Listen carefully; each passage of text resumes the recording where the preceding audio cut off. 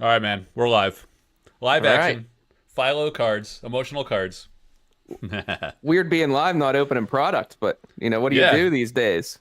No Have roadmap, you no opens, no rips, no roadmap? roadmaps. Cuts right to roadmap talk. Have you ever like been on YouTube with somebody else, or do you always just do No. your own thing? Yeah, no. I could never figure out the tech on the OBS, and I was like, I can't Oh, figure it out.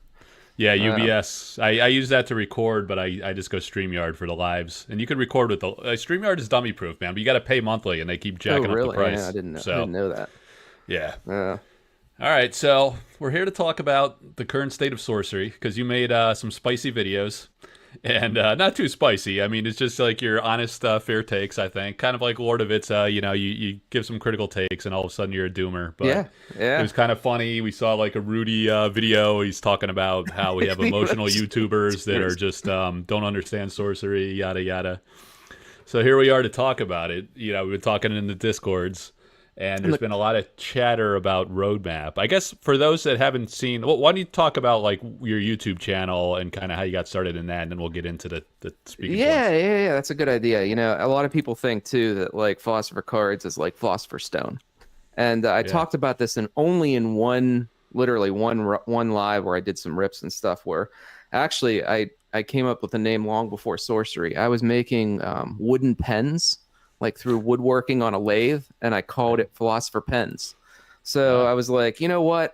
Pens are fun, but in terms of like a side hobby, I got to go out to the shed. It's cold out there in the winter. Do I want to do all these things? So I'm gonna take the cards and run with it. I was like, I like cards. Hmm. I'm gonna run with that. So I just picked the name Philosopher Cards, and I was doing primarily Magic until I found Sorcery, and I was like, man, Sorcery's better. So then I kind of made a huge shift in my channel and my own roadmap, and and Okay. started moving into Sorcery just because it was what I liked. And Yeah. it morphed a little bit, right? Because originally I was putting up all my own money for all the box breaks I was doing, all those beta boxes that you saw. It wasn't like rips, it wasn't some store's cost. I wasn't buying at distro price back then. I was literally paying 150 plus per box. And that's another misconception sometimes with my channel, is that, oh, I get the Yeah. boxes here or there, it's not my stuff. So So you, that's how long were you background. doing like magic on the YouTube channel before you got into sorcery? Prior to sorcery, it was probably like a year and a half, I want to Oh, that's say, on all. Yeah. YouTube. But like, yeah, it wasn't too long before it's like 3 years now on YouTube. But I've been in Magic a long time. Sometimes I'd have like the ebbs and flows like everybody does in collectibles, where you're in for some years, you're out for some years, you're in for some years. Mm. But I still had all my cards and everything like that. And I like to play Magic, but I was never like very competitive. I was more on the, Yeah. on the gambling Yeah, side of ripping. I saw your channel's like 7 to 8 times larger than mine, so I was like, "Holy shit, you're doing it like maybe a year longer than me." But I had yeah, I some do a good lot of fortune. different stuff outside of YouTube, so it doesn't Yeah, hurt. I had fortune with the Lord of the Rings stuff with at Magic. So my Okay. channel was really kind of blossoming during when the Lord of the Rings like product hit the market back, I guess, in summer of 2023. Okay. And there was a big boom back then, which was great. But I mean, from a sorcery perspective, I wouldn't say the channel's larger than yours by any means. Yeah, I don't know. It's hard to say. Yeah. So, for context, at what point did you get into sorcery? Were you in from the Kickstarter, or did you come along No, later? no, came in later, sometime around, I'd say, I want to say like August of 2023, August. Okay. And at the time, I was just like out on eBay, or it might have been August, whenever the cards started hitting the market. And like, oh, there was bulk for sale on eBay. Some people had like alpha princesses out there on eBay for like $5. So I was out there on eBay Hmm. scooping stuff up. Okay. But that was the exposure I had until beta launched. And then when beta launched, I bought a ton. Yeah. Okay. All right. So you came in. That would have been maybe 6 months after Kickstarter, as I recall. I Yeah, think it probably was. something like that. Yeah. Okay. So you missed the Kickstarter. We Unfortunately. probably, yeah, we probably have some viewers from your channel that might not know who I am. So I was in from the Kickstarter and in the Discords like well before that. Oh So yeah, I yeah. was lucky to get the avatar tier, and it's a little harsh under the blue light, but that's the avatar of your original painting. Yeah. I actually got the fire one, but then after it took me like 3 years, and I finally, worked the guy that owned the Avatar of Air and kind of worked out a 3-way deal to get. I always wanted that one, but like Yeah. the thing was when Kickstarter launched the Avatar tiers. There's only 4. They sold out instantly, and then I was on this like watch list Discord. It would tell you when people drop their pledges, and there was a few of the collector tier drop. There was like 24 of those people. But there was only one time was the Avatar tier dropped, and I actually had they had an early bird level where you get like a 1 case, and I think you get 1 sample pack or something like that, as I recall. I forget the details, but it was like in my cart, and it just like wouldn't go through. I think I was at work, and it just kind of like blocked it or something. So like I got shut out of the initial Kickstarter, and I was kind of like demoralized. I was like, oh shit, I wanted like one of these high end tiers. I probably wouldn't have went for the full up 10 grand tier, but someone dropped it. So I like one day, and I got the notification. I bought it instantly, and then I was just like all in, man. I just loved it. So it was a YOLO move, like my only Kickstarter I've ever pledged. But Yeah, that's kind of my backstory. And then I just kind of ran with it and really got into the art aspect of things and stuff. Yeah, it was a great move. Look at how big that chimera is, too. Look at that chimera, the size of that thing. It's huge. Yeah, it's definitely the largest by far, as you can see. Yeah, proportionally to everything else. So we've been on this ride for a long time. I think we would have had like a little bit different perspective from the early days, because before Alpha, Eric, the creator, was very active in Discord. Yeah. So it's much different dynamic now, where it's kind of like Simon's the face of the company. Chase is doing a community management thing, and then like for the couple videos or so they do a year, they show the rest of the team, and Eric says like 3 words and he's out. Yeah. So I mean, it's a whole technically, different vibe. we don't really see Simon in the Discords anymore, right? He's true. he seems to have backed away from some of that. But I have gone back through the history of Discord, because Discord remembers, and you can see how active Eric was. I mean, it's all there. Yeah. So I'm going to get back to that point later, because I think that's a revelation I had recently, how I think that's important and that matters. But I want to give you a chance to kind of express your current views for those that didn't see your video. Like, what's your current take on what's going on with Sorcery, and what do you think they need to do to have a successful future here?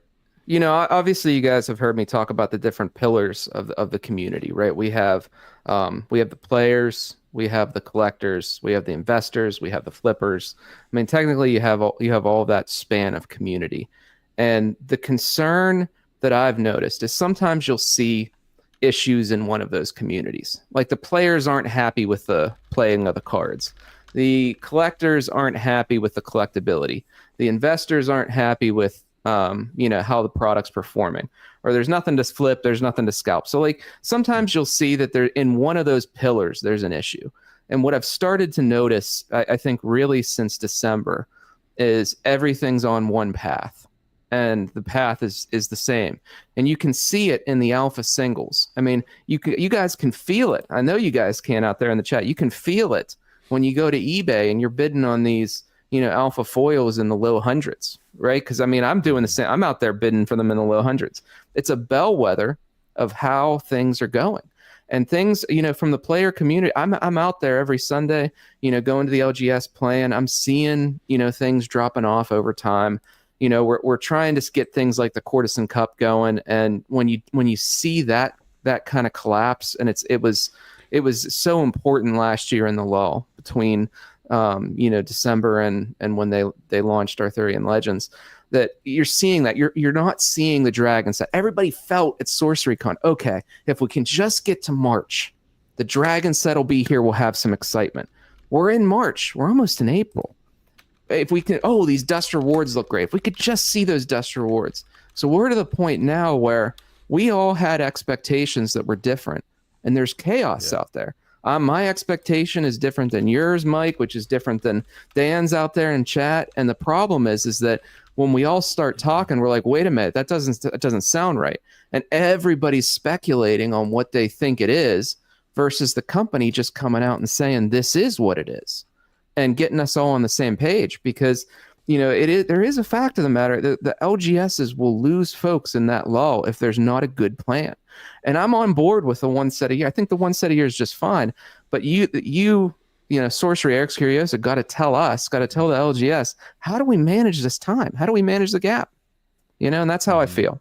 And I feel that we've reached a point that I need to incite a little bit of angst into the community, because I'm noticing this, I'm feeling this, and I'm actually trying to incite a little bit to get everybody onto the same page. Is what I've been doing the past week. Yeah, so to unpack that a little bit, it's interesting because a lot of people say, you say like people have a different perspective of what we've been told, what our expectations are. Obviously you hear things, you interpret it differently. So some people are like, well, they've told us, it's very clear. They said from the start it's been one set a year, and that's fair. They did say that. So, but yeah, to your point is what happens between that 1 year? People might have had different expectations of like what they could expect. How do you handle a release cycle? How early do you start spoiling the next set and stuff? And I think if you think about it and you go back to I reflect back on the early videos because I would like consume all that content, and I was very active in the official Discord and watched all the videos and stuff, right? So I was very plugged in the whole time to what was going on, and I think they have been consistent about saying initially early on Eric was doing it as a side project. He was still working at Grinding Gear Games. He was spending a couple hours a night chipping away at it for years. And then he always called it kind of like his, I always hated that they used it, the word boutique, like a boutique project. I was like, what does that mean, man? My joke is like, it sounds like a grandma sweater shop, like the boutique shops in these old towns. But that's what you call it, and like kind of like a passion project. So it's kind of like broad brush, like high level, like this is kind of like where I'm going with it, but never like any details of kind of what the business strategy was. Like you sometimes see in other games with a release roadmap. A lot of these games come out and they say like, hey, we have a vision for X number of sets. And Eric's made comments like that. Like I have an idea for 7 sets, but it's one a year. We only kind of know about Dragonlord mini set and Gothic and nothing beyond, right? No specificity. So yeah, some people love that pace, and they said like that's why I got into sorcery. We don't want the breakneck pace. Others are like, yeah, I think I'd be okay with it if there was like a little more activity between these lulls. Especially, and that's a struggle in these early phase when there's not a lot of players out there, and not a lot of content creators either, for that matter. Seth's kind of made a good point too. It's like a passion project versus a business. And when is this thing convert into a business? Because it feels like I was saying in the one video, it wants to be a passion project when it suits, when it suits them. And then on the other hand, they want to be a business when that suits them. But it can't have best of both worlds. You're either one or you're the other. And with the expectations and setting expectations on beta, I can tell you that Louis from Kitchen Table, I hear was always telling folks, don't collect beta. Beta is not collectible. It's only alpha. Right. But I never got that as a roadmap from Sorcery that like, hey, beta is going to be in print for X period of time. Therefore, that implies it's not going to be as collectible as alpha. I think the expectation folks had that alpha was incredibly collectible and the company was really focused on collectability of the card game, that would bleed in and continue in further sets. And while I think they still try to with different curios and the foils and things like that, the issues are there's no communication to say, hey, have that same expectation or don't have that same expectation, right? Mm-hmm. It's not fair to let people decide on their own. And you've set the expectation with alpha that you're one thing, and then you come in with beta and don't tell anybody, but that expectation's changed. And it's okay to change it, right? I'm not even saying don't change it because we need to get more folks. We need availability of cards. All I'm saying is like set that up front. Set the expectation with Arthurian Legends up front. Set the expectation to us. What should we expect from Dragonlord, right? Am I gonna literally have 1,000 packs filling this desk that I can get for like, I don't know, a penny a pack because it's like there's so much of it? Or am I going to get like 10 packs and I'm going to have to like, like what's the expectation, So let's start from the beginning there. You said they set an expectation with alpha. Can you clarify what you mean by that, and how did they set that expectation, you think they set? So I think that by the nature of giving folks a limited print run number of like 29,000 or whatever it is, sets the expectation that it's really collectible. in that, I think there was Well, like it was once they, one oh, sorry. clarification there. It was printed demand, essentially. The Kickstarter was you could order as much as you wanted. I think there was like a cap. You could only get up to 10 cases or something like that per person, but it was printed demand, basically. But then they did announce the exact... The print I run. forget if Kickstarter says it or they reaffirmed, essentially, one way or another. We knew that it was 29,000 definitively. Right. But it wasn't Right. like predetermined to say like we're going to do no more than 30,000. It was basically printed demand. No, that's fair. Kickstarter. That's fair. But you also had different levels of, once you had enough folks coming in, like you'd ding in the curios, right? You had enough buyers coming into the Kickstarter. Oh, now we have the curio tier, which are these ultra collectible things. You had Rudy out there pushing how collectible sorcery is. Right. I really want to focus on the difference between collectible and investable, because investable is like you're believing that you're buying something to go up in value. A collector buys something and doesn't expect it to go up in value, but also really doesn't want it to go down in value. Right. It's you're not expecting for big gains. That's not why you're buying. But I just feel that the rhetoric of it was that way. Well, let's see what Too Fluent's saying. Yeah. I mean, I kind of agree. Like, so if you go, you might not have been fine. I guess you weren't probably as plugged in on the Kickstarter campaign because you came out 6 months later. But in those early days, I mean, the whole, and this is where I guess I'll insert my point here.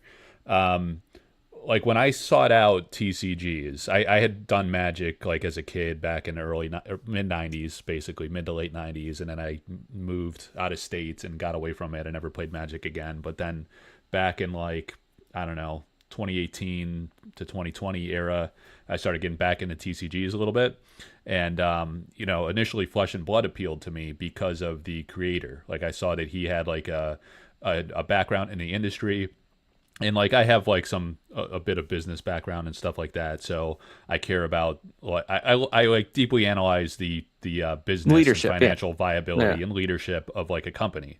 So I relate to TCGs in that way as well. So I want to get into a game that I feel has longevity. Yeah. If I'm really going to get passionate and invest a lot of my time and money and interest in it. Sure. So I saw like Flesh and Blood, and I saw James White had this pedigree in the TCG industry, kind of knew how it worked. He was like big in the Magic scene. And I was like, okay, and then like Flesh and Blood had kind of like a aspect of it that initially that kind of felt like the Magic throwback, or like maybe this was going to be the next big TCG from like an MTG background type person. Right. So then, but however, they were doing all digital art, so then when Eric came along with the dedication to hand painted traditional, that really made me peak up. And then I didn't know who Eric was at that point. I was like a Diablo guy, not Path of Exile. So I didn't really know the whole grinding gear games. And I did my research. I started looking at Eric's background, and I was like really impressed with his entrepreneurial spirit and like all the success he had and stuff. And I was like, well, here's another guy with kind of like not a background in the TCG industry per se, but in the gaming industry at least, and he had like a massive Magic collection.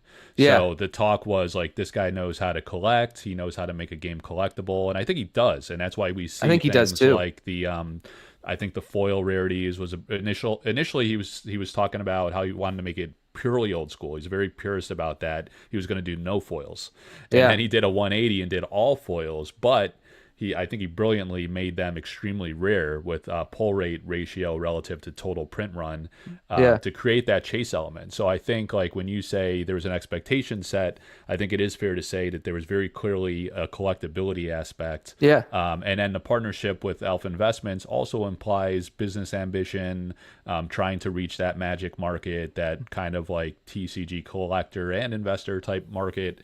I think that sends a message, right, when you partner with somebody like that. I think it's fair to say, that was like the early impression of the general sorcery scene from the very start for Alpha. So then let's go to beta now. Like, how do you think beta was handled? Are you happy with that, or do you have issues with that? Yeah. Before we get to beta, I brought a prop. I brought a prop because some folks think that like collectability is all about the money. All right. And I know Vin's out there. I can see Vin in the chat, and you could tell us that it's really not. There's nothing more fun in the whole trading card game industry, in my opinion, to collect than sorcery. Sorcery is the best product. I'll collect it if it's $5. I'll collect it if it's $5 million. And here's a good example of that, where I started getting into something called battle cards. And this is an old 1993 TCG. It's like a scratch off battle card. So I opened a box of battle cards earlier. I'm trying to complete the set, and I ended up reaching out to one of the artists in battle cards and bought a painting from the artist because I like it. So my point is that this is a $50 booster box that I'm putting together a collection on. I'm doing the same thing here. I'm doing the same thing at Sorcery. The only difference is that Sorcery costs a lot more. Yeah. And if you tell folks and set the expectation up front that, hey, product's going to be around for 5 years, that tells the collector, hey, you don't have to rush to finish that collection. You've got 5 years. You can observe how is everything moving, collect when you need to collect it.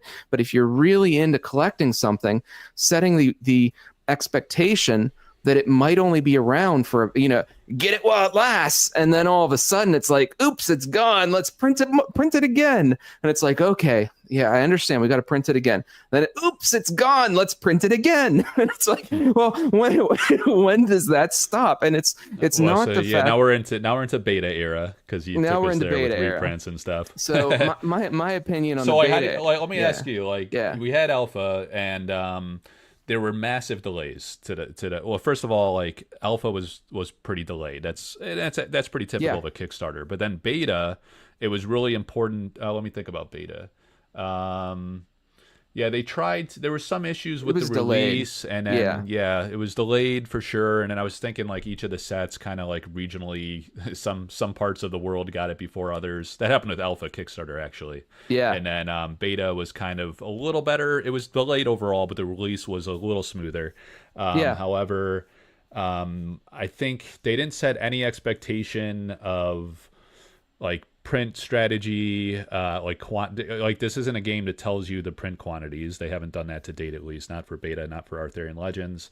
As I recall, I don't think it was till Arthurian Legends that they openly said that they were going to do like a release wave strategy. I think that was like an Arthurian Legends evolution. But sticking to beta first, it was a little delayed. It gets released. And then we still presumed, I think everybody assumed it's still a 1 year cadence. I don't think anyone expected they would go to like an accelerated release of any kind. It was supposed to be beta. And then like the mini set has been in works for a few years, and we figured that would come before Arthurian Legends. It didn't really happen. It's coming after Arthurian Legends. So now we think it's like the position between Arthurian and Gothic. But with beta, we had release. I was in the Louis mindset that you mentioned, where I always perceived beta as a player set, and like I likened it to Flesh and Blood, where you had the first edition and the regular edition. Yeah, right, exactly. And I was like, this is supposed to be for the players, and it needs to be, because it's a 1 year release, and if they're going to grow this game, that growth happens in time over the course of a year. However, like until beta came out, they would always say, we're not leaning into marketing, we're not really promoting the game actively, publicly going to a lot of events showcasing product, because we don't want to kind of goose the market and then people can't go find the product, because there was only Kickstarter and it was once and done. So my presumption was once beta came out, they would do that and kind of like really make a push to proliferate the LGSs and then promote the game heavily, because now you can buy product. And but I did expect them to print throughout the year, like maybe every few months or so, to print into growing demand. And I always felt that was okay, so long as there was was growth in the game. But I think there was distribution dysfunction, which really threw a wrench in maybe their plans, and that's why they had not actively marketed between beta and AL. What do you think about that? All that? Yeah, no, I mean, I think the expectation of saying that it's possible for beta to be in print until AL came out was totally valid. And that, when they, so I remember when Simon announced the reprint in April of last year, I was fully supportive of it, because you don't want to be in a situation where, you have your collection, 3 people in the circle have their collection and 1 person in the circle vanishes. That's a big problem. From a collector perspective, like that's a problem. So like you totally get the need. And, back then I saw the need. And, I think though at the same time, or even earlier, we should have set the expectation to say, look, when AL launches, it's over, beta's done. Or look, when AL launches, we are going to probably need a little bit of product in 2025, and we might have to print a little more back in April. Because if you remember how it was sold to everybody in April, was a very limited, very small reprint. And it turns out the summer wave of beta is much larger than wave one. If you're looking from a collection perspective, a wave one full foil beta collection is much more rare than a summer collection. The summer pieces go for more money because the pictures are more vibrant. But from a collector's perspective, wave one is more collectible than wave two or the summer wave. We'll see what next wave has to say, but it's coming. Yeah, so I think there's like just so many complicating factors in there. Like there's guys in the chat making some good points that I seen it too. I mean, well, for one thing, let me get back to the point that I think like all of the problems were rooted in supply chain issues where distribution was kind of a mess. They had third-party dependencies. First of all, you're printing in China. They ran into some obstacles at year end with the Chinese New Year, which happens every year, and then there's kind of like this lull where like everything shuts down over there, and then you could lose a couple months, right? I'm sure that's impacting everything right now with Dust and Dragon Set. I'm sure that was a huge impact, right? It's just the way it is. You had delays because of that. There's all kinds of like third-party dependencies, and I think like largely this team, certainly Eric did RPG or role-playing games like with I don't know, digital games, Path of Exile. So like the TCG industry, I think was fairly new to him. Maybe he has contacts in the industry that know supply chain logistics for manufacturing cards and distribution, but I'm assuming no. Maybe that's why he brought Simon on. Simon probably has some experience in that realm. The rest of the team is like a bunch of guys they hired out of Discord that have other like certain skill sets like community management or video editing and this and that, right? So there isn't like a rooted team like a James White type that has direct industry experience that knows how that logistics supply chain works. So they're kind of learning as they go, and that was like extremely problematic early on and disruptive. So they didn't have product, which makes you gun shy to market. If you can't get product to consumer you're marketing to, that's a problem. So I think that was a problem for the marketing push and also for LGS growth. However, Seth makes an interesting point here about the Team Covenant strategy, because seemingly they were sold out with all the LGSs or with distributors, right? So maybe distributors under ordered. Typically with a new game, I think the distribution companies and stores expect that there will be follow-up subsequent releases. And again, I certainly expected, and most people probably reasonably assume that you would have to do that like throughout the year because you only have a 1 year release and you're going to grow and people are going to need the product. But that product never came, and while it never came through distribution, it was there all day long at Team Covenant, right? Yeah. So it was a weird dynamic where you got to wonder, was that by design to kind of control the price of the secondary market around that MSRP to have some price stability, which is kind of smart in a way, but then it shortcuts the stores? Or did they also intend to make a push to stores, but they couldn't get that additional print for whatever reasons to feed the stores? So we effectively, whatever the case may be, almost doesn't matter. It's at the end effect is that I feel like we lost a year of growth because the stores could not get it. They could only totally go to agree. TCG Player. They could only go to Team Covenant. That's not a way to get store adoption and support. So we effectively lost a year in my mind. Yeah, you had a run on Team Covenant supply too. Folks ordering max 24 cases. I'm sure plenty of them were having their parents and grandparents and nieces and nephews open accounts with Team Covenant and having a case or a master case sent. I'm sure it was happening. And if you would have, or if rather Eric Scurioso would have set out a roadmap ahead of beta to say, hey, there's no need to rush. Because remember with Alpha, if you look at Alpha, I came in after the Kickstarter. I couldn't get product. I couldn't get sealed product. Well, I went to eBay to get bulk and buy the singles that I needed. My expectation with beta was if it's out of print between beta and Arthurian Legends, folks can do what I did when I came in between Alpha and beta. Go to eBay, grab some bulk, grab some singles. And if you're going to have that model, to your point, if you're not going to throw it to the LGS, why have it in print with TC at all? Why not just let it go out and remain collectible at that point if you're not going to push it to the right places? And it ended up in the hands of a bunch of folks that, are either sat on it or ripped it or things like. It didn't go to the places it needed to go. Yeah, it didn't go where it needed to go to grow the game. So then what happens? You come in with a reprint, and their demand that they're seeing, they're saying, hey, we see all this demand, we got to reprint it. Well, that demand's not real demand. That demand is collectors like me cracking a bunch of cases to get their collections completed.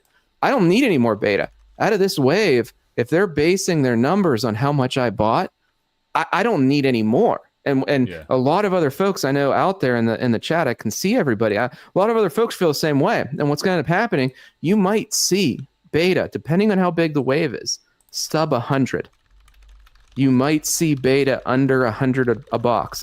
And this is the warning. This is why I'm doing all this right now before this wave hits, because we could be in a situation where the market loses confidence in beta, and that would be a disaster. Yeah.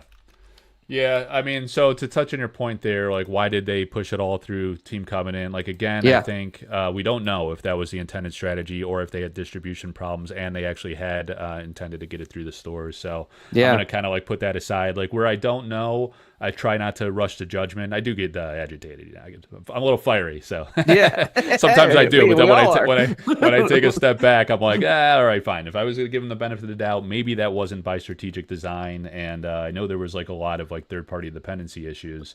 But so remember, it is plausible that was just kind of like an unfortunate, unintended.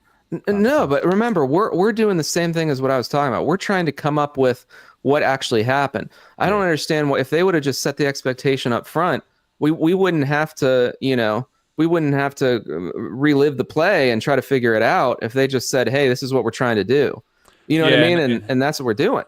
Yeah, and what kind of like makes me think that maybe it was not by design to kind of funnel through Team Covenant now is that at Sorcery Con, like they provided some great updates, and like they talked about their plans a little bit, and they said that we are going to make a big LGS push, and we brought Drew and Jesse are going to focus on that, and here we are like 4 months later, we really don't know what the hell that means. Like we still have no idea what's going on there, but like just that the fact that they're saying that tells us that they do, or at least they're saying acknowledge that they acknowledge that they want the LGS, they want LGS support, they want to grow through the LGS.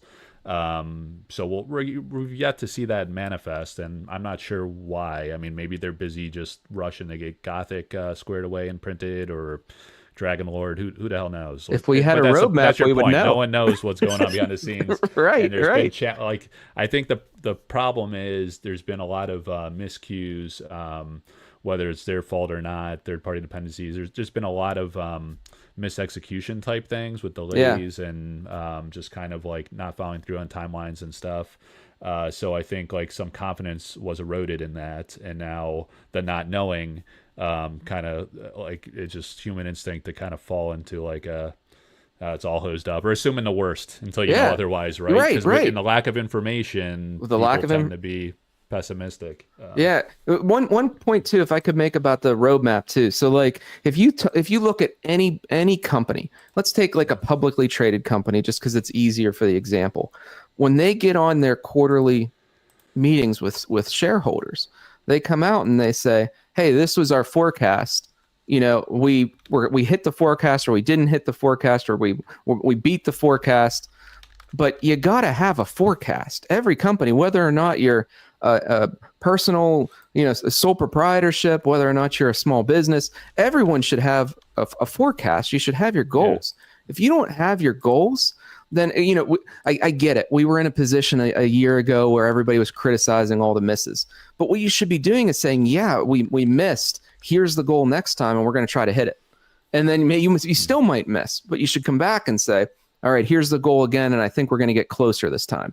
Do you see what I mean? Like, you should iterate to improve to hit the goal over time. And that's what happens. Literally, startup companies, when you see a startup company, they'll miss all the time at the beginning. Yeah. But like what ends up happening is over time, they get closer and closer to hitting what they say they're going to hit. And that's what Eric's Curiosa should be working towards. They should be working towards hitting the goals that they set and make it public. Let us know. What are the updates coming to tabletop, right? What are the updates going on to cardio? What are all the, not even just like sets, like what's all the stuff? What's the timelines? What's your plan? So everything. I think it kind of cuts both ways, and we're seeing that play out because they said that I think so they missed the first time, then they kind of peeled back and they're like, I think they had high confidence in the beta release date Yeah. And we're kind of surprised to miss that. So I don't know. I don't know like what's going on behind the scenes. I don't know why that is. Like maybe something went wrong with the printer. We saw issues with like playmats and stuff. So it's not impossible that like a third party manufacturer can have a snafu. Sure. Yeah. All kinds of reasons. So maybe they were blindsided by that, and then they kind of peeled back more and more. And then they kind of went into like complete shutdown dynamic where we have no idea. We're like already into Blind. March. We're assuming Gothic is this year, but we don't even have a quarter. So We're I think assuming Dragon sets this year. yeah, they went to the opposite to the extreme. And Yeah. like my impression is they said like, all right, we're gonna cut out all the drama and BS with like people getting pissed at us for missing every little thing, and some are not little things, but like missing all the things, and we're just gonna like not say anything. And then this will be like more, it'll have like more of a casual vibe, and you guys will get it when you get it. It's going to be amazing when you get it, but you're not going to know when you're going to get it. Yeah. So I think that's a little too extreme. I think we at least got to know a quarter, because it's very difficult. Like I'm one of the Sorcery Con planners, and we're kind of like at an impasse here trying to nail down a date because we don't know when the release is, and like we really want to have Sorcery Con right after Gothic, so we got to kind of know the month. But I don't know, they either like deliberately have done, because if you miss too many times you erode consumer confidence. So like I think they're being pretty conservative there to try to like earn trust back and like not erode confidence more. But it makes super difficult for stores that have financial constraints and need the budget for new releases, and for event coordinators who want to plan these big events, these big, extremely costly events around the release date, and make sure you can capitalize on that buzz and get a max attendance turnout based on a new set. So it's tough. But I'd say my confidence is worse not knowing anything. Yeah. Right. If you know a little bit, I mean, you can have some confidence that like, hey, here's the plan. You might miss it, but it's almost like rather than accepting the accountability of the miss, taking ownership instead of taking ownership of the miss. Don't be afraid to fail. Don't be afraid to fail and explain kind of what happened. You know, and the community's trying to hold them accountable to the miss, and there's nothing wrong with it. They just need to come out and say, "Hey, we missed. We're gonna really try next time to not miss." And if we miss again, we're gonna figure out what happened. You know, in any line of work, you know, whether it's in business and supply chain, project management, there's misses all the time. Yeah. But you try to figure out what was the cause of the miss, and then you go back and you report back and say, here's what caused the miss, and here's what we put in place so the miss doesn't happen again. And that's, you know, I don't think anybody would expect more than what any other company does in terms of running their business. And it feels like that they feel like they don't have to share that with us, that they can just say, hey, it's our boutique project. We'll do it when we do it. Yeah, I think the binders was a good example on what you and Seth are talking about here, because that was they had an issue. I mean, it was very public, so they almost were forced to say something in this case. So it's a little different, but the way they handled it was very well received by the community. It was a very well way of handling that. I mean, it's not even just. I mean, certainly people were happy they got their money back, so it was no financial loss to them. But you also got the explanation that, you know, the PR release was very well handled, because they were like, this does not meet our standard. We're a high end. We consider ourselves like a premium. They did exactly what they needed to do there. And more. So there's a way to handle kind of thing. So if you miss a release date by a few weeks, or hopefully not months or a year, you can, I think there's like a passionate fan base willing to hear like that. As long as you get some idea, like, hey, you know, we had some third-party challenges or whatever. Like, they even talked about how I think Arthurian was delayed in part because some of the art wasn't done. And they're like, our ethos here is like the art is super important to us. It's one of the foundational things of our project, so we're going to wait, and we're going to extend some latitude to our artists, because, you know, hand painting art is unpredictable sometimes. It's high stakes. Sometimes you got to start over if you mess it up, you know, or iterate. So but they're like Eric's purist to the creative, so he'll delay it if he has to. The thing you said about those binders, I mean, I had a tremendous amount of respect for how Simon handled that. And the reason being is because if you remember, the previous thing that we came off from was that beta reprint announcement and the chaos surrounding that. So obviously like that You know, Simon had repercussions around that. But then the next thing after, it's supposed to be these binders that are great, and there's this miss. So he has like, one could argue that there's two misses right back to back, and he came out and said that not only apologized but refunded. And I'm honest to God, this was one of the better moments I think of Sorcery, where they said we're refunding the bind. I didn't feel like they had to refund them. I feel like they went a little far with that, but at the same time, everyone rallied around them on that miss. I mean, that was, you could argue that's a miss, but that's a miss that that people can get behind, and that's how you miss. That's a perfect example though, Mike. I forgot about that. Yeah, the binders. Yeah. So beta, I mean, I don't know, like some like I say, I don't know. We beat that horse enough. I think like the other problem with like 1 year annual releases is that there's not enough frequency, like data sample size to really glean and infer like what the strategy is. If you run into these snafus with distribution problems, and maybe they had to like kind of completely revector what their plan was because they couldn't get product or whatever, then you don't really know what their strategy is if they're not telling us. So I think that's part of the angst too, and why these years feel like a long time. But setting that aside, like, why do you think like your kick like in the past week or two was roadmap? What do you mean by roadmap, and how do you think that helps the problem? Yeah, so I think like in the past couple weeks, what I've been trying to do is just first demonstrate to folks that there's a problem, right? That, hey, a full foil beta set doesn't sell for 50% off TCG low of all the cards, or like, hey, all of these alpha items aren't moving, or hey, look at the cost and the prices of the cases coming down, or all of these things. So I'm trying to first demonstrate the fact that there's all of these things going on. And then what that does is that causes everybody to come up with their own solutions as to why or what's causing it or what should be done to fix it. So then you would see like the two-set solution. The two-set solution is that we're solving the problem for Eric's Curiosa. We're saying, hey guys, 2 sets will fix your problem. We know what your problem is. That'll fix it. And I think people were rallying around this starting over the weekend, which Ed Beard came out, and even like we started going down a path of this is what the solution is, not what the problem is. So I think what we really need is to show folks we don't really know what the problem is and what the solution is. Why don't we let EC tell us? Tell us what the plan is. Tell us what you're seeing. Tell us what your dates are and what your plan is. All these concerns that the community's raising around folks dropping out of LGSs, and concerns from like, what's your plan with the LGS? What's your plan to get the collectors on board so that they actually buy Gothic? Right? Are you going to get am I going to buy Gothic to the same level I bought? Is anybody in chat? Give me a message in the chat and say, I'm going to buy as much right now with no information. I will buy as many Gothic boxes that I bought of Arthurian Legends. Yes or no? Because I can tell you my answer is no. And I bought a ton of Arthurian Legend boxes at first.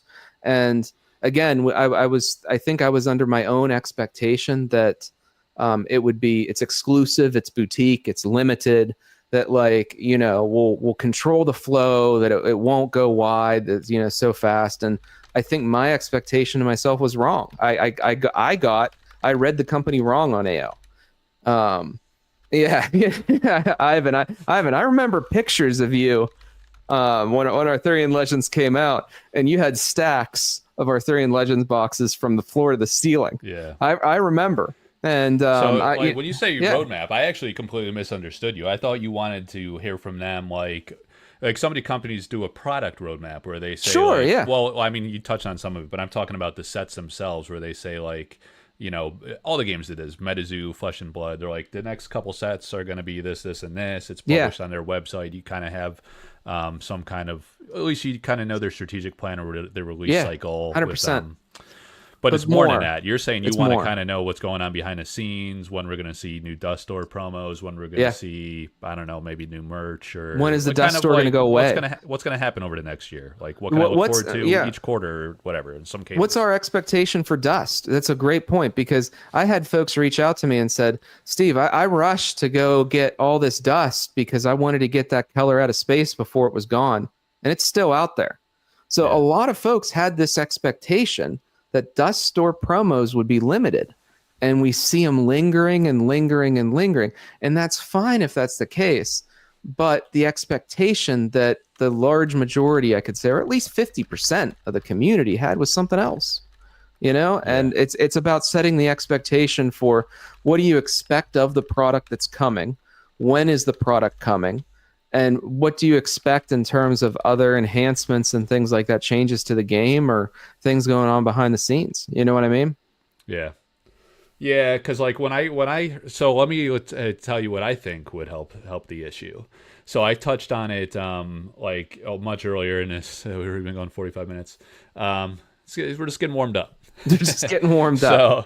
So early on, I started going on the path of like why kind of Flesh and Blood appealed to me. It's rooted in the creator of the game, and I think like there's a couple ways people get into these TCGs, or a few. There's probably a few, but one, like the product itself, right? You go to these events, you showcase it, you see the art, and you're like, wow, that's freaking amazing. Like they're doing all this like painted art. Not any other game is fully committed to it on that level. So then you try to play the game, you find out it's a great gameplay as well. It's a great game, yeah. Another, like people that are collectors or like more like washed up midlife guys like us, we have like real world business experience, professional experiences and stuff. So we also kind of look into the business aspect. And we start with like who is like creating this game.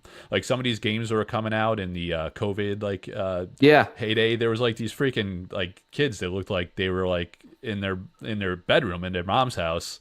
Like they looked like they were like 18 years old, and they're like, oh yeah, like I've been playing games for like the better part of the last 7 years, like when I became a teenager. And I was like, get the F out of here. Like I'm not gonna buy into this game. It's like a non-starter immediately. The management's really important. Yeah. So like what I'm getting at is Eric is critically important to this project. All of us are not into this game because of all the people he hired.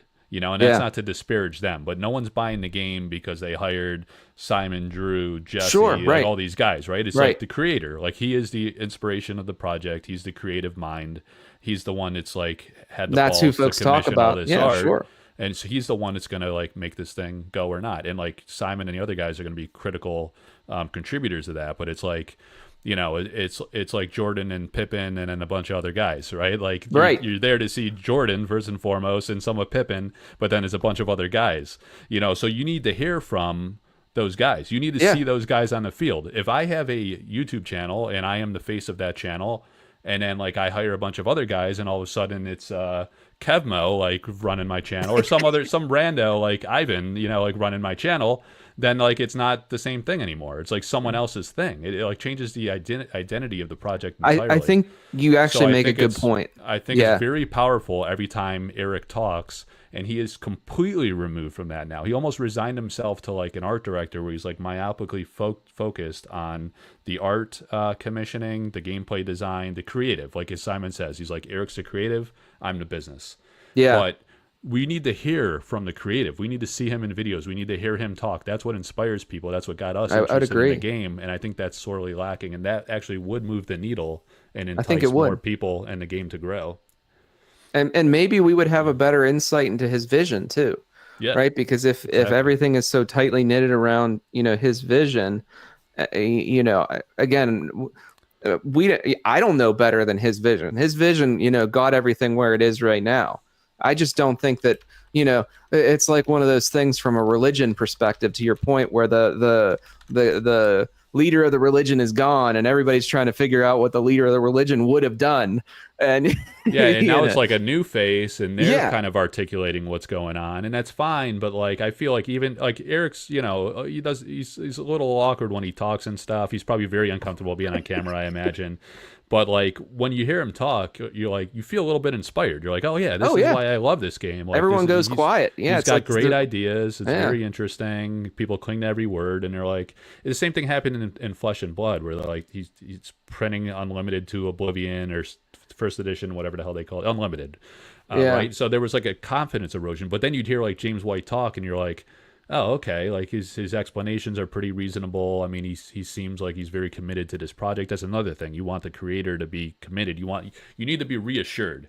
It right, was kind of like people hate Tesla and Elon right now, right? yeah. But like I followed that story for a long time, and like when they were struggling early on, it was like a wild card, right? You're like, shit, they're about to go bankrupt. But then you'd hear this guy that was like pretty brilliantly smart. Some people think he's a jackass scammer, but he'd like come out and he'd explain himself, and you'd be like, well, that kind of makes sense, you know? And this guy's got a vision and he's articulating it, and we're hearing from the brains behind the operation, the creative engine. It's very clear that Eric controls this project. He makes the final decisions. He's the creative engine of this. We need to hear from him.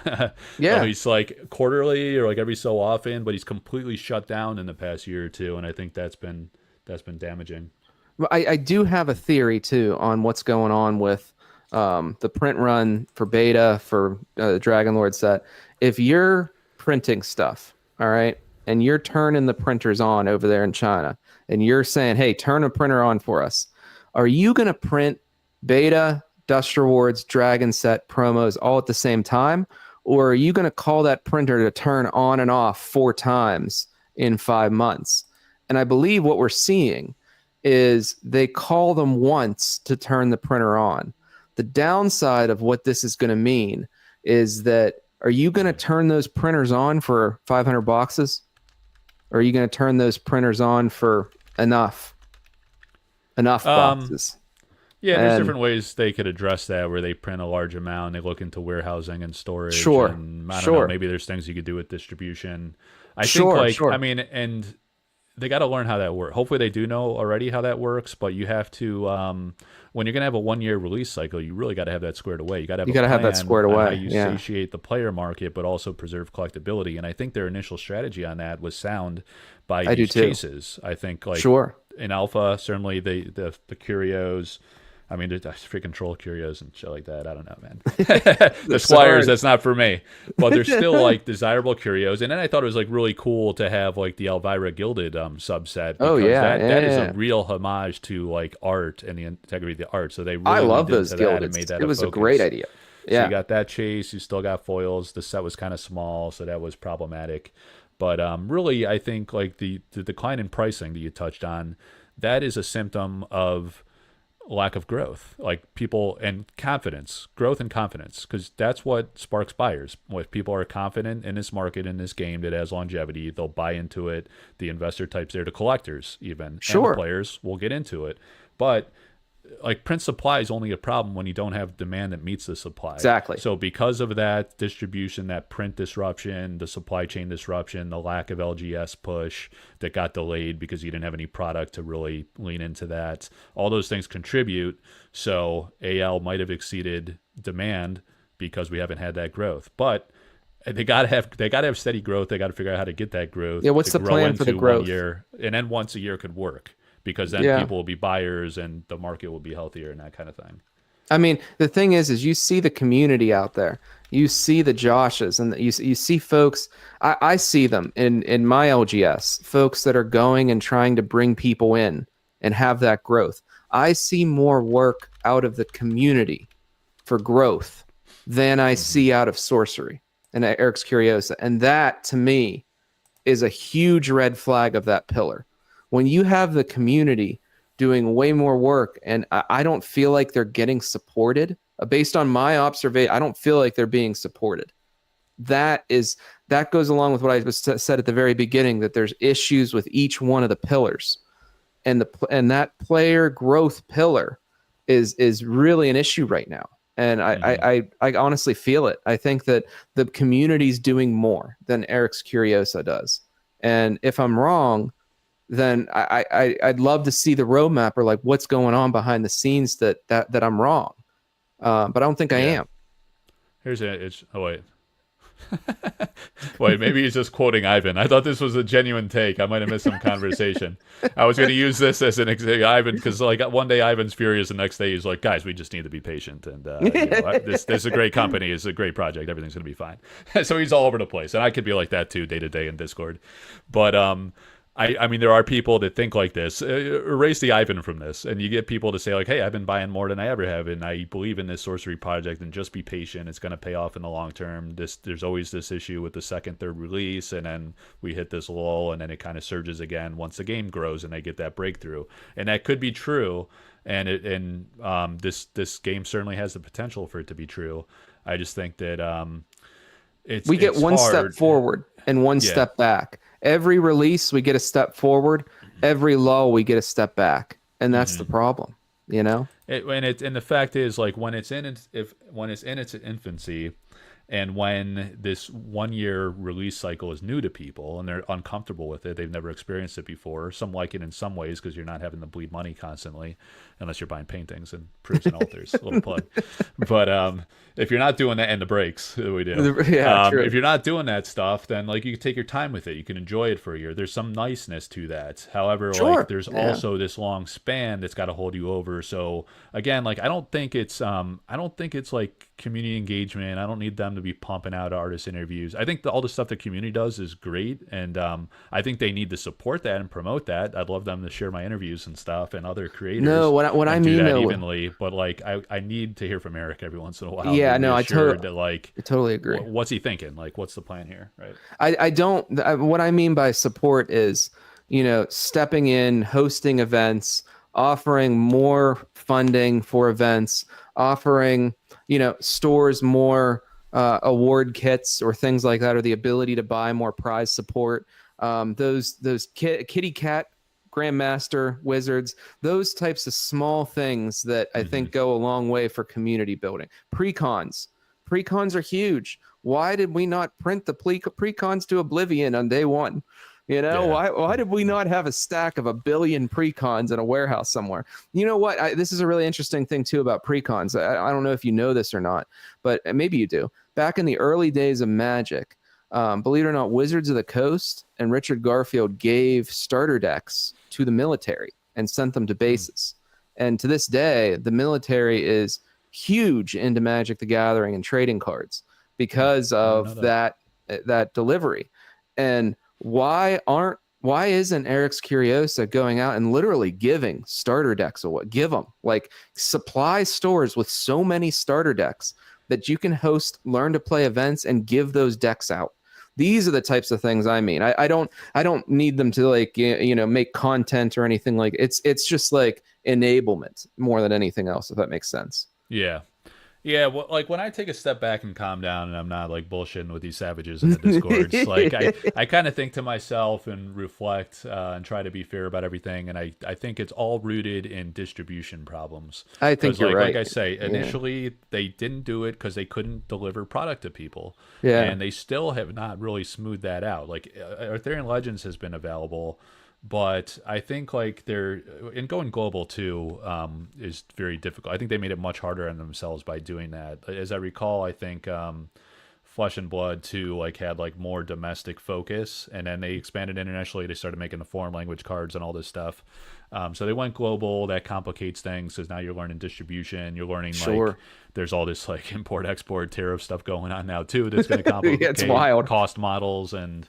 I hear crazy things because I ship to people all over the world too with the art, and so do you, and these cards. And some of these guys are like, shit, like I pay like massive like premium percentage on VAT. Like Brazil's out of control; they pay a huge amount. When I talk to Kyle and stuff about that, but there's so if you have this, I think like they're slow rolling everything, and to some extent. I mean, we're forced to be patient, and we're not going to like see the fruits of their labor and what's going on behind the scenes until they get distribution fixed. And then like the support system around that, like leaning into the marketing, I think that starts to fall in place. Like someone was talking in here, and I think you were too, at Sorcery Con back in November, they showed the cats, the Severin did, the Andrea Modesti, the Dust Store, the new Dust Store cards. Yeah. And my guess is at that time, perhaps they thought Dragon Lord mini set would have been released sooner, and they're trying to get Yeah. economies of scale on print of those, print them at the same time as Dragon Lord, and then the Right. cost basis is lower, and then you could Right. like, and then you could also announce like a re-up of the Dust Store. So I think it was probably not by design that they lost the whole first quarter of the year with literally almost nothing happened except like a restock of the hoodies that I recall, you know. And I think because like maybe Dragon Lord was delayed, so maybe they're kind of gun shy on all of this because of production distribution. Maybe the creative takes longer than they had planned. Like all these things factor into things, the nature of like a nascent startup company that's trying to figure it out and struggling with growing pains and a small team and team with mixed experience and learning on the job in a lot of ways. You know, Sure. some of these fringe cases. Sure. With regard to those hoodies too, it was so funny because at the time, everybody was still feeling no communication. That comes out, the hoodies are, everybody's like, oh my God, the hoodies are restocked. Oh my God, they gave us the There's communication. the update. Everything's I was better. like, oh my God, are you guys memeing me? What are you talking about here? They were, Someone everybody did was say they like, communicated that so well. I was like, and I was like, it's a hoodie reset. What? Yeah. So it's just like it's some of that too, where I was hoping in the past like week or two, just getting folks onto the same page of like what is important here, guys. Like, is the hoodie, was that really important? Like, is that what we're going for? And yeah, to your point, I think I very much agree. More Eric in the Discord would be a very positive thing. More Eric, not even in the Discord, but just maybe talking on a video or on Facebook, having a post or posting information on the website. I don't really care where it's at. I just think I agree with you. More Eric is better. Yeah, like initially, I mean, there was a pivot at a certain point where like Eric would be very vocal. He was on Discord. Honestly, he'd probably say too much. He was a little too casual. I think he probably, I don't know, but it was awesome at the same time because then you felt like a part of the project. You could tell that like your feedback was really important and he was really considering all these things. So it was a cool aspect. But that's kind of like the early life cycle, early phase of a company. Then Simon came in. And when they appeared together, you'd notice like Simon would answer a lot of questions, and like if Eric started like saying too much, you'd be like, "Oh, whoa, let me handle that one," you know.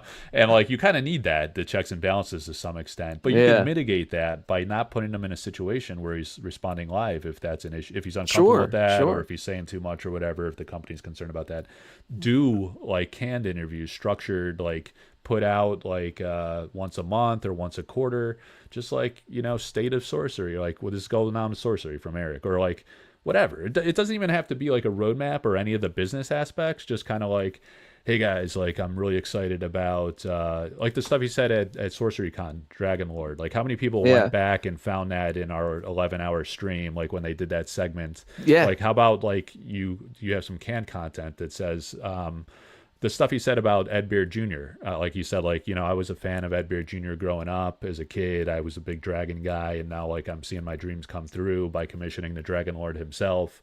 And like Ed was very touched about that, and we were all like, man, it's fucking awesome. Like the guy's like making it happen. This was like a lifelong dream, and he's bringing it to fruition. We saw some of the art. We were super excited. You could can that into like a little 5-minute segment with Eric just telling some random stories like that are going to get people excited and inspired about the project. Yeah. You mean nothing, and you're not setting any expectations either. It's just him talking about his boutique passion project. But then you could also get the comment of, I'll reprint 1,000 boxes for every like. Well, that's why it's not like a live thing. It's a recorded video, and then like Simon could go hack it up and wordsmith it all he wants, right? Like take 3,000. We're ready to go, guys. Sorry, the video's a week late this month.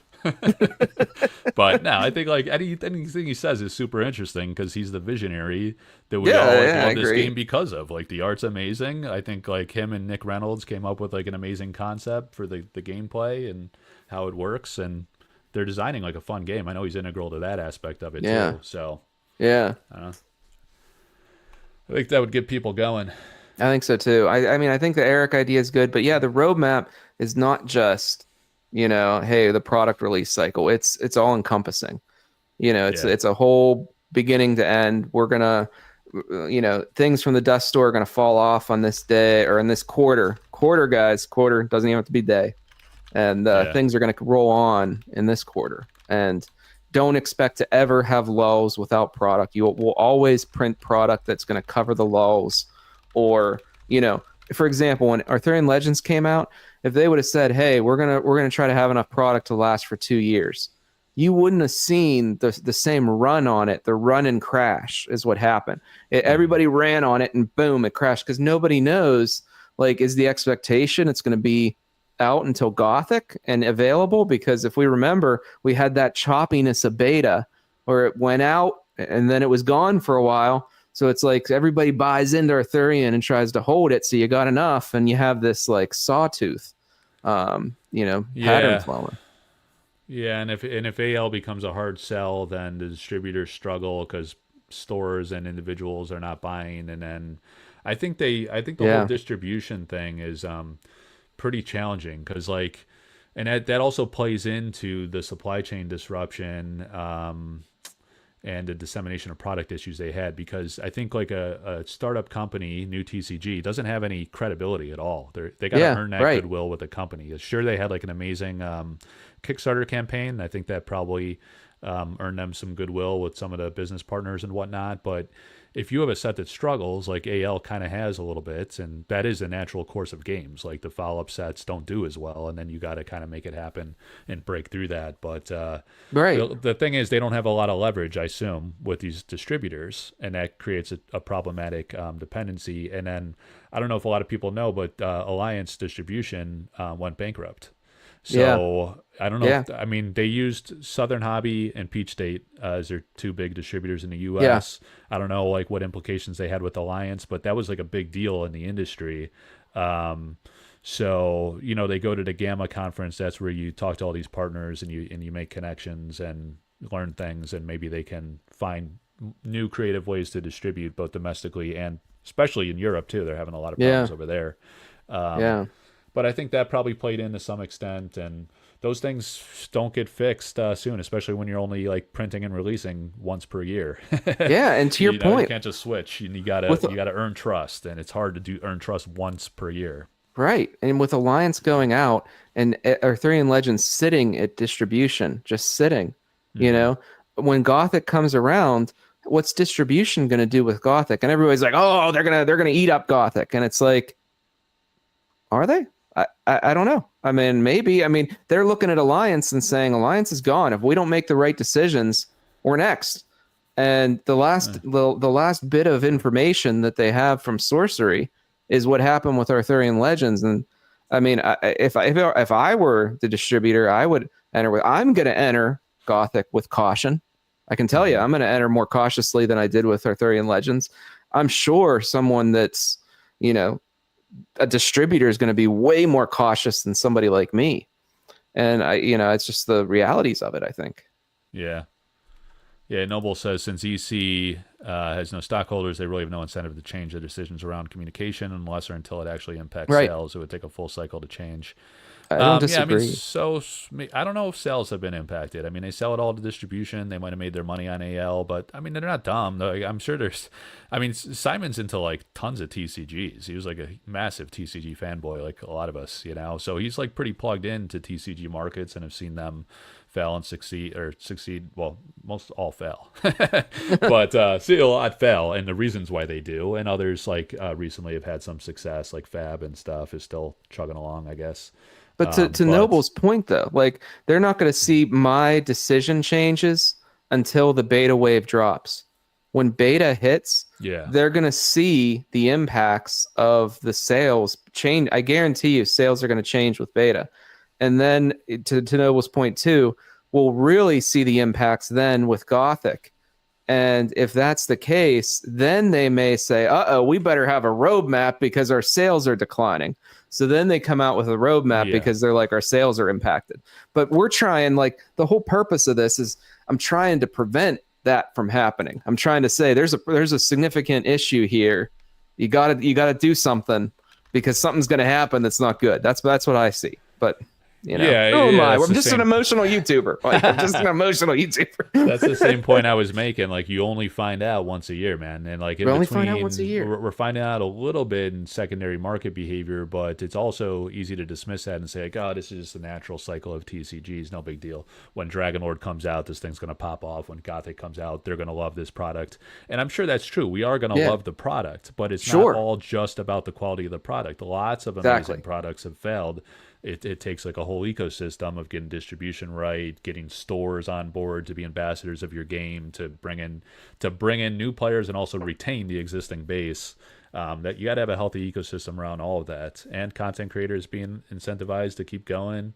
I have another one here. I have a bunch. Yeah, you don't want to be hitting that nostalgic era Right. too soon on these new games. Right. But I don't know. I think the products are going to be great. It's just kind of like, how do you? I think it's an easy fix to start. It's an getting easy people fix. excited again. If you put Eric in front of the camera, Yeah, with some I would agree with recorded that. videos, get him out there. Yeah, get Eric out there. There was a European tournament where they interviewed him for like 10 minutes. And like usually, like I'm not gonna watch this European. Like, it was like a 64 person. It wasn't the Sophie and Jurgen thing. It was Okay. like one of the. I'm blanking on the name, but it was one of the other guys. They had a great tournament, or was it? No, I think it was a different guy, set of people, and they had like a nice tournament. It was a lot for Europe, but they got an interview with remember what that was. with Eric. And Eric was on there, and these two, I think it was one guy, interviewed him, and it was pretty interesting. And there was a few nuggets, not like a lot of new stuff, but a couple things. But it was really just like hearing him talk and saying, like, man, Yeah, it was I Siege at the remember, this Core in guy's the man. Brussels. That's why I like this. That's why I like this project, right? Like, this guy's got it. He's a brilliant creative Yeah. mind, and that's why it's going to be good. And people will see that once they show it to them. Go to these shows, show them the product, talk to people. Yeah, yeah. Get out See, there, it was Siege at the Core. It was the Siege at the Core. Yeah, that was it. Yes, Yeah, yes. They had the Yeah. Pompetti prize art. That was pretty hot. Yeah, I like that. Yeah, I think that fixes it, and I think just let us know what the plan is, and then folks can start to adjust to the plan. And you can pull. What you want to do is you want to pull forward people's decision making. You don't want my decision to be made when beta hits. You want my decision to be made before beta hits. You want it to be made before Gothic hits. Let me pull my decision forward, so that way you're eliminating the risk of deciding later, right? And that's all the roadmap does. The roadmap allows the decision to be made sooner on behalf of the person observing the roadmap, because you're able to read it and say, all right, based on this, I'm going to do this. You know what I mean? Yeah, and when do you start like showcasing the product for the upcoming set? That's kind of funny because this guy George on Louis' show is like shit talks me all the time, like passive aggressively. But he actually made some good points. He was like, you don't start pushing the product. He's a successful business guy, so he's smart in that regard, right? But he was like, you don't start pushing the product like after it releases or like a month or two before. You got to get way ahead of the cycle and give people a reason to be excited about it, which is like spot on, I think. You got to hype it. But like, it's chicken and egg there too, because I know they're worried because they don't have distribution figured out, or they haven't demonstrated that yet. So if they get people all juiced up like here in first quarter of 2025 and it comes out, let's call it like early to late fourth quarter, that's a long time that you've been like teasing this thing, and you could also have some erosion of excitement where you're like, too much too soon, right? So I could kind of understand, like, I don't know, it all comes down with like getting distribution squared away and having confidence in. I don't think they have confidence in their own release cycle, and how could they? Because nothing has worked out to plan, and they admit that too. They're like, oh man, whatever can go wrong does go wrong. We're cursed, but get we're us working juiced through up it, guys. for the Courtesan Cup. You know what I mean? There's things that can be done between the there should be like small news cycles of hype. Each news cycle should. Gen Con's a good example, because we know definitively they're going to go to Gen Con. Yeah. What are they going to do there? Start hyping that. Last year I was a little frustrated. Yeah, last year I was kind of frustrated that like people made decisions about going to Gen Con or not, and then after it was over, they started saying like, "Oh, we sold all the tickets. This is awesome," you know, like, well, like, and then you start finding out about things that's going to happen there, and you're like, you got to say that before the ticket sales. And then like they didn't say anything about like what they were going to show for AL, and maybe like the first time around they just wanted to have a big splash surprise, and I could appreciate that. I did the same thing for my alpha break with the artists, and that has an impact, right? But now going into the once next, in a while, we're a few months out from the next iteration of Gen Con. Tell us what you're going to do there. Are you going to spoil some of Gothic there like you did last year? People might assume that because they did that last year. Are you going to like have something about Dragonlord there? It seems at this point, I don't know if Dragonlord's coming before or after that. Tell us like which artists are going to be there, what product you're going to show, because then like people are going to show up and they're going to be excited as hell about that. Yeah. It's something to look forward to. I remember last year on the day after it's too late and we're all like, if I had known that, I would have went. Same thing with like Spiel Essen. I was going to personally go to Spiel Essen, and I was even invited to stay at one of the artists' houses. They invited me to like stay with them in France. If you go next time, I'll go. Yeah, and I was like, oh man, but then like Drew pulled me into Sorcery Con, and I felt like super bad. I was like, you know what, Sorcery Con's like 2 weeks later. I can't go to Europe and then go to this, so I'm planning it, so I got to go to Sorcery Con. But I mean, the point was like we didn't know shit about Spiel Essen. We didn't know we knew they were going to release a set, but we didn't know what artists until the 11th hour and like all this stuff. Like, so it was like impractical for U.S. people to get excited about it and turn out for that. Some people would have made an international trip to do it, just like we saw at Sorcery Con. A lot of guys came from Europe and Australia, even New Zealand. You know, Chris Wilson A lot of folks of from Eric's buddies, different people came. Yeah, which was great. But the thing too, what the roadmap implies though, Mike, is that we're saying there's a problem, right? Because if everything was on the up, nobody would question what the plan is. But and this is how you know that everything's not on the up, because everyone agrees there's a need for more of a plan or visibility. And that in itself means that we'll call it the zeitgeist of this community believes it's not going the right direction. If you think about that, and that message to them, this is also probably why we don't see any of these changes, because that means they have to acknowledge that the path is not good. By producing a roadmap would also say, hey, we acknowledge that there's some concerns and that, you know, you guys aren't necessarily happy with the direction without the roadmap. So we're going to produce a roadmap. And I think that's some of the hesitation is there's this ownership of what the call for a roadmap means. But I don't think that they should see it that way. You know, I think this community really likes the game, you know, can really, to your point, rally around Eric.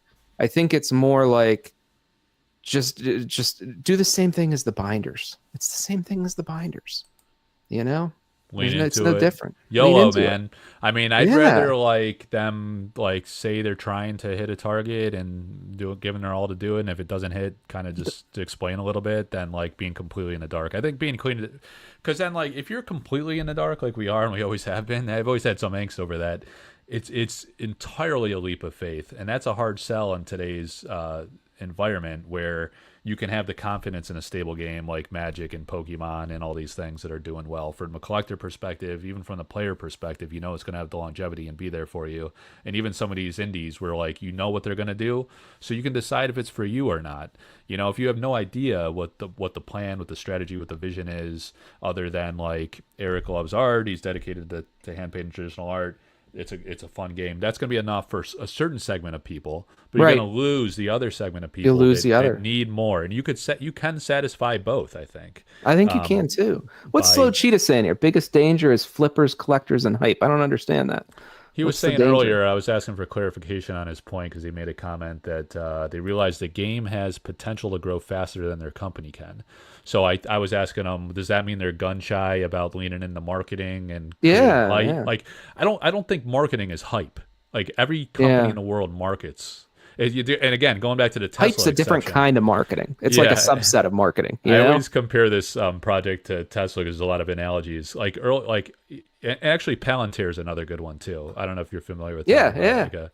So they don't have like a sales team, Palantir. They're starting to grow into one now, but like for the longest time, people are like, why are they not marketing this product? Like Wall Street was like confused about what the company is, what they do, and then Tesla was like kind of similar. You never see a Tesla commercial. Like all these No. other like car companies have like Super Bowl commercials and they're spamming you with commercials all the time, and that's a tactic and a strategy. But when you're in a high demand environment and everyone, like, if you have more demand than you can supply, then you don't need the market. You don't need the and market. I think Sorcery was in that paradigm early with the Kickstarter. There was overwhelming demand. It wildly exceeded their expectations.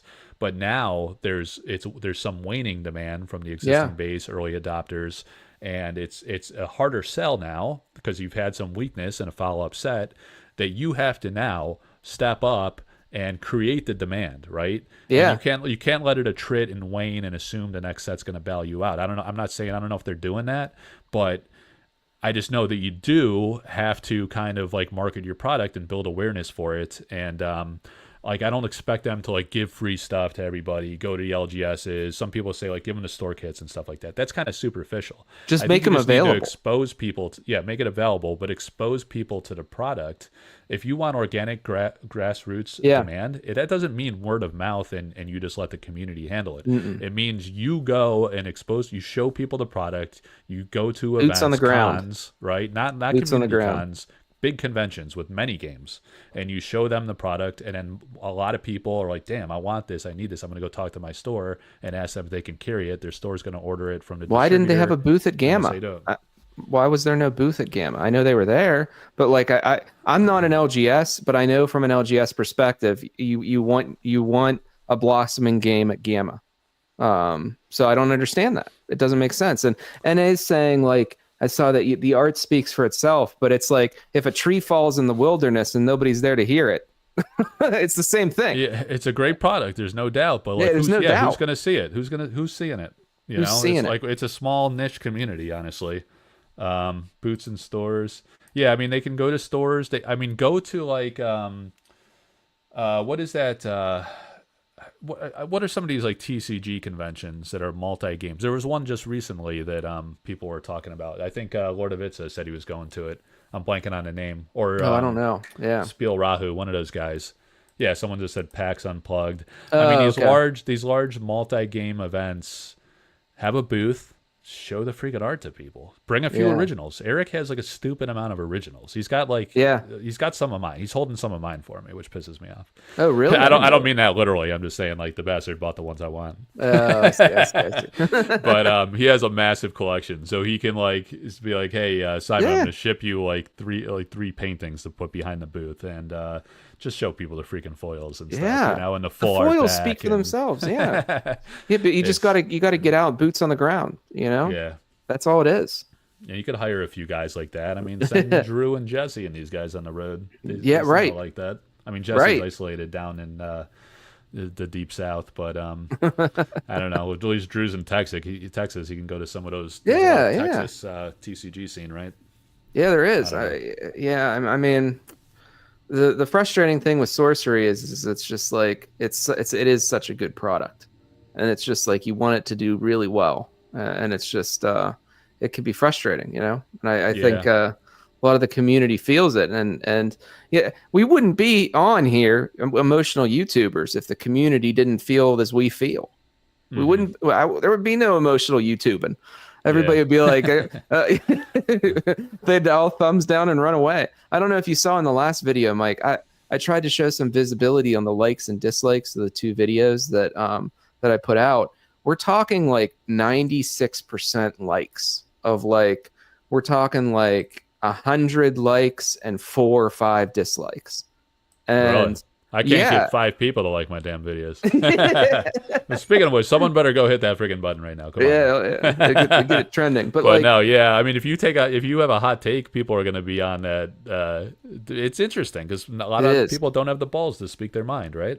Yeah, and sometimes too that like, me and you are a little bit different from that regard. Like, you if this was the only thing putting bread on the table, I might be a little more cautious to upset the apple cart, right? But there's some level of freedom with the fact that it's not, and I think we're kind of that way.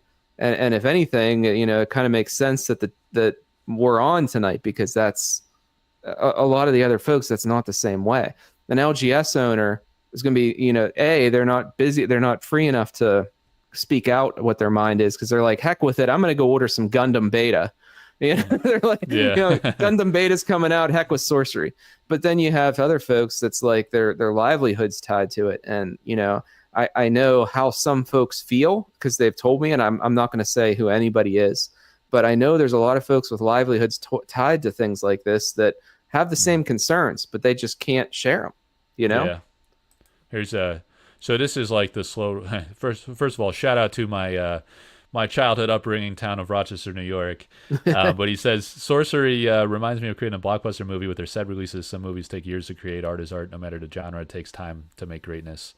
So it takes hype to lead the pack. Oh, okay, interesting. Yeah. But so like, I mean, I could be good. I am good, I think, with the one set. I think like I am too. One year release can work itself out once they get distribution resolved and the supporting ecosystem they could lean into. Yeah, I think, I agree. I do think like maybe 9 months is good too, but that aside, right? Let's say once a year. It's not the release cycle. I agree that it takes time. This project takes time because the hand painted art is very significant and long lead, right? And that could be mitigated to some extent by having more artists for these sets and getting ahead of the power curve. That also takes time, but in time they can commission several sets ahead, right? Because he has a roadmap in his mind of what he wants these sets to be, and then gameplay testing becomes your long pole instead of the art. So that can be resolved in time. However, it's what you do in between the year and at the different junctions of the phases of the growth cycle of the company to kind of attract interest, retain interest, and get the infrastructure in place, meaning the growth of the game into more stores, into more communities, retaining the content creators. A lot of content creators have fallen off because there's not enough information. They say there's not enough information. I think there's always something you could do, but certainly it's very much more supported when the company, like if Eric were to come out once a month, we'd all be talking about that. We'd dissect his words and we'd be like, hey, he just said some awesome stuff. Let's speculate a little bit about what he's working on. It's only the emotional ones left. Yeah. So that's the key. I mean, like, especially when you got those kinks and you're kind of can't really execute some of these initiatives, you can at least get the creator out there talking or come up with some creative ways to kind of keep people engaged and interested. Yeah. No, I agree.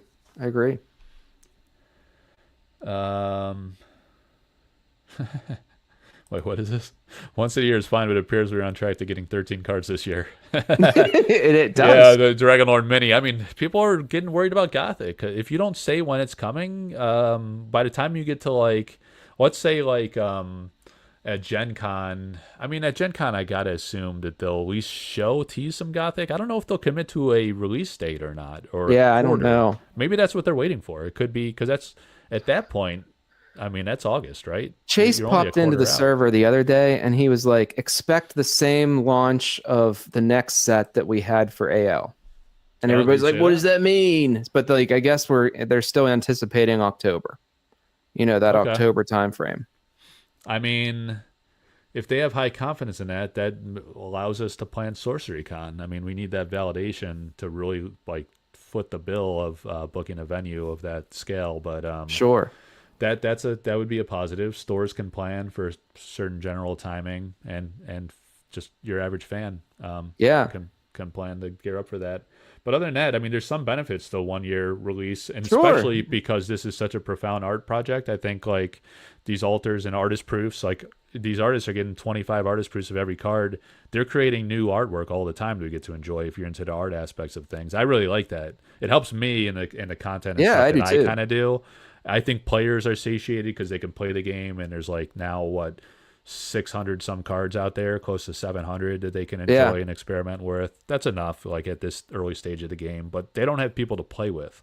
Is part of the problem. It's hard to, even if they have a small community that's kind of into it, people have lives they can't get out every single week, and some people want that diversity or opportunity. So it's just typical growing pains.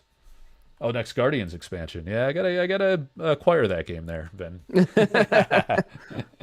Guardians. I want to TCG. do a box opening of Guardians. Yeah. Yeah, I think I still got a little bit more on the shelf. I had fun with that one.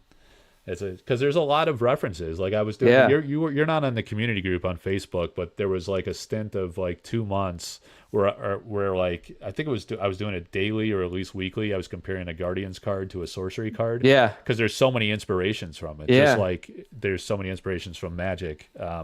And the Brahma's in there too, yeah. So Vin just cracked a bunch the of only Guardians. the only way to pull a Brahm at this point. Only way to pull a Brahm. You and I have tried hard, man. You've opened a lot more than I have. I do. Yeah, we breaks tried once a week at best. We've not only even. done 2 curios total. Is that right? Yeah. From Alpha, you mean? Yeah, from Alpha. Grim Tangle and the Devil's Egg. Those are the only 2 that we've pulled. Yeah. Wow. It's hard. It's hard to pull. Sorcery Contested Realms Beyond. Is that like Walking Dead Beyond? Beyond. It's like a spin-off series? Maybe we like need to create our own Beyond. game in between the game to keep the juice going. That'd be funny. Yeah, October would be great. Summer release would not be. That's fine. We just want to have some general idea, especially for the stores just a general and idea. For event coordinators first and foremost. Yeah, exactly. That want to have a Gothic event. That was a big challenge, but Seth, I think man. SpongeBob's a little more collectible than Beta Foil right now. There's a SpongeBob TCG. No, Magic just did a secret layer drop of SpongeBob. Oh, are you serious? I didn't even know that. Yeah, they might have absurd. even teased it. It was so bad, I'm skipping it. I didn't know if it happened already or it didn't. I know the Kitty Cat one just dropped, but I don't know if SpongeBob funny. dropped or not. Yeah. All right, man. We've been going for like 90 minutes. There were so many interesting questions in the chat. I think I might do a follow-up live and just like do straight Q&A with the chat because It's a good idea. Yeah. It's a good idea. I mean, I think people, like I said, people feel the same way. You know, everybody might have just kind of a shift or a little bit of a variant on our, like, I think we're kind of aligned, me and you. I think like you're feeling the whole Eric thing. I think the Eric thing would be helpful. I'm feeling the roadmap thing. You're feeling the roadmap thing would be helpful. And I think there's a lot in the chat too, where it's like, there's a lot of good points, you know, that folks made, you know, so yeah, I feel like idea. Early on they thought they said too much, and then they took an extreme opposite where they're saying almost the pendulum nothing. apparel. You gotta find you gotta find that middle ground, baby, where you have like a little exposure. Like I don't expect them to be the engine of engagement. I think the community needs to serve that role. That's what we do, right? You know, but like they need to talk as professionals about their business, about their game, you know, about their vision. You know, Eric's vision, creative vision, his stuff. Yeah. Simon, business side, very high level. Like, you know, like we're going to have a couple Dust Store updates this year. They kind of did it at Sorcery Con. I mean, the timing was fuzzy, but it was okay. I mean, we got excited about those Severn Cats and the Modesty art. I was. Yeah. And look forward to that. But, even the enablement. Non-committal on timelines. Like, what are some fun things we could expect over the course of a year? Believe it or not, even enablement of folks like us is huge. Like I don't know if you know this or not. Maybe you do know this. Maybe you got one. You know, I think that Chase a long time ago sent me a kit of beta boxes to open on channel. So like back then, they were focused on enabling content creators to start up. Why not? Maybe they are. Maybe they're still sending them, but I'm assuming maybe nobody got those for Arthurian Legends. Like, why aren't you enabling more content creators? Or, you know, just the enablement of all areas of the community, not the engagement of the community, the enablement of the community. Yeah, they supported gameplay a lot, I feel, but like, how about some of the art enthusiasts and other aspects of things, and whatever. Like, you got to appeal to all market segments, so lean into all of them and cast a wide net. And like, we're not liked by everybody universally, but guess what? Like, some of those game players piss me off. No, I'm just kidding. They're all like super nice guys that make like cool content. But I mean, whatever. You can't get like bothered by like a few people that don't like a few other people. Everyone a public figure is like polarizing on some level. Like, people are like, that guy's a jerk off because of whatever. Everyone's got like their biases and judgments. But you, as a company, you got to leverage all arms of the engine and like, you know, make it happen, because we all have our spheres of passionate fans, right? Right. Support the project ultimately. There's a lot of folks that come into Sorcery just because they like the art. There's a lot of folks that come into Sorcery because they want to collect they want a collectible card game. And there's a lot of folks that come in that like the play aspect. And you can't just focus on the play aspect. I mean, Yeah. they're doing a great job. They're killing it with the cards and play testing. They're killing it. But like, you can't just focus on that. Hmm. You can't. You know. Yeah. All right, man. It's been fun. What's Yeah, art? I got you on camera for the first time. Yeah, it was great. It was great. Love to come back again. I think spewing more hate, so The to lives speak. are fun, right? I do lives Fun. exclusively. I'm going to be live again Saturday night, opening a couple Alpha Oh yeah, and I'll have to Arthurian. tune in. I'll have to tune So in. that'll be Tomorrow fun, I'm yeah. live. We're Oh, okay. gonna do my final case. Yeah, No we got- rips, oh, no full road case? maps. Oh shit. One case. There are no road maps, no rips. No road maps, no rips. Is that But the honestly, title? honestly though, they've come out with a roadmap. This line that we see of Alpha going like this will instantly level. Instantly, you're going to see that, and when that line levels, I'll feel comfortable buying a case again, because I don't have to worry about holding that case for a month or two and watching it decline before I do the openings. I'm not going to, like I said in the last video, I'm not going to do that to myself or for the folks. It's just too hard.